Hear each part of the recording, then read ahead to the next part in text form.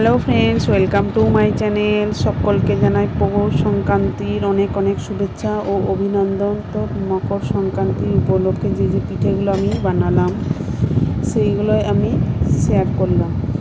তো দেখতেই পেলেন এখানে আমি 2 বাটি জল দিয়েছি, সেই পরিমাণ 2 বাটি চালের গুঁড়ো দিলাম, তাতে সামান্য লবণ দিয়ে মিশিয়ে নিয়েছিলাম আগে, তারপর গুঁড়িটা দিয়ে এইভাবে মাখিয়ে নিলাম। এবার নামিয়ে কিছুক্ষণ ঠান্ডা হয়ে গেলে হাতের সাহায্যে দলে দলে আমি ডো বানিয়ে নেব। তার থেকে কিছুটা লেচি আমি নিয়ে নিলাম। দেখুন এইভাবে নারকেলের পুরটা মাঝে দিয়ে মুড়ে নেব।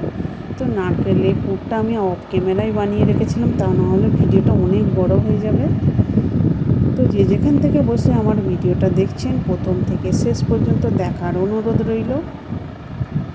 তো এইভাবে দেখুন হাতের সাহায্যে মুড়ে দিচ্ছি, এতে ডিজাইনও একটা হবে আর পিঠেটাও মুড়া যাবে, আর সিদ্ধর সময় কিন্তু পুরটা বেরিয়ে আসবে। তো একটা আমার দেখুন রেডি হয়ে গেছে।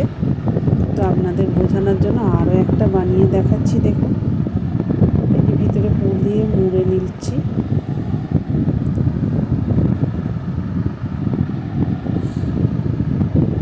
দেখুন ডিজাইনটা কত সুন্দর লাগছে।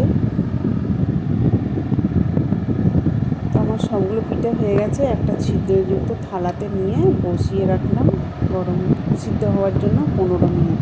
তো 15 মিনিট পরে দেখতে পাচ্ছেন পিঠেগুলো কত সুন্দর হয়েছে। তো আরেক রকম আমি পিঠে বানাবো, সেই জন্য চালের গুঁড়ি নিলাম 1 বাটি, লবণ দিয়ে দিলাম 1 চামচ, শুকনো উপকরণ হাতের সাহায্যে ভালোভাবে মিশিয়ে নিলাম।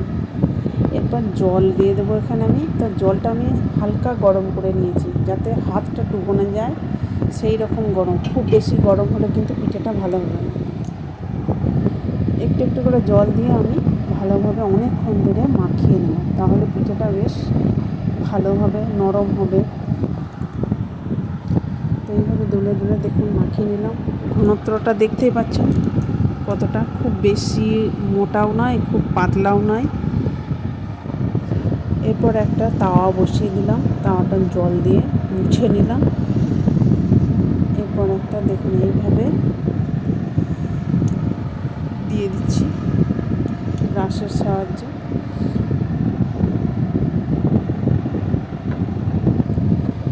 এরপর নারকেলের পুর ওই মাঝখানে দিয়ে দেবো।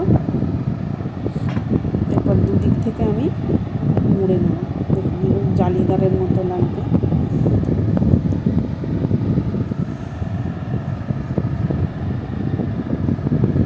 আমার একটা হয়ে গেছে। তো আপনাদের বোঝানোর জন্য আরও একটা দেখুন দেখিয়ে দিচ্ছি। একইভাবে নারকেলের পুর মাঝখানে দিয়ে দিলাম, দুদিক থেকে মুড়ে নেব। তো বাড়িতে একবার হলো অবশ্যই বানিয়ে দেখুন, কেমন হলো কমেন্ট করে জানাতে ভুলবেন না। আর ভালো যদি লেগে থাকে লাইক কমেন্ট শেয়ার করে দেবেন। তো 2 রকম আমার হলো। তো আরও একরকম আমি সেইটা দিয়ে পাটিসাপটা পিঠে বানাবো। দেখুন এইভাবে তাওয়াতে দিয়ে তাওয়াটাকে চারিদিকটা নাড়িয়ে চাড়িয়ে দিলাম, যাতে ছড়িয়ে যায় পুরোটাই। ঢাকা দিয়ে 2 থেকে 3 মিনিট রেখে দিলে পিঠেটা আমার হয়ে যাবে। এরপর নারকেলের পুর দিয়ে দেখুন এইভাবে মুড়ে নিলাম। তো আপনাদের বোঝানোর জন্য আরও একটা আমি তৈরি করে দেখাচ্ছি। দেখুন একইভাবে নারকেলের পুর দিয়েছি, এইভাবে মুড়ে নিলাম। তো আজকের ভিডিওটা আমার কেমন লাগলো অবশ্যই জানাতে ভুলবেন না। ভিডিওটা শেষ পর্যন্ত দেখার জন্য অসংখ্য ধন্যবাদ।